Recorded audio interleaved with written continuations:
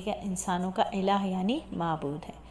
اگرچہ اللہ تعالیٰ کی شان ربوبیت اور بادشاہت اور معبودیت تمام مخلوقات کو شامل ہے، لیکن ان صفات کا جیسا کہ کامل ظہور انسانوں میں ہوا کسی مخلوق میں نہیں ہوا، اسی لیے کہا کہ اپنے رب سے مالک اور الہ کی اضافت انسانی کی طرف کی گئی نا۔ انسانی تو جانتا ہے مالک کون ہے، معبود کون ہے، تو اپنے رب کی پناہ میں آ جاؤ۔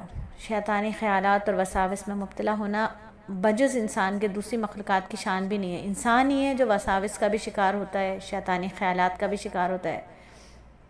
اس لیے حکم ہوتا ہے کہ جو بھی پناہ و بچاؤ کا طالب ہو وہ اس پاک اور برتر صفات والے خدا کی پناہ میں آ جائے، جو تمام انسانوں کو پالنے والا ہے، تمام انسانوں کی پرورش کرنے والا ہے، جو تمام انسانوں کا حقیقی مالک اور بادشاہ بھی ہے، جو معبود حقیقی اور لائق عبادت و بندگی ہے۔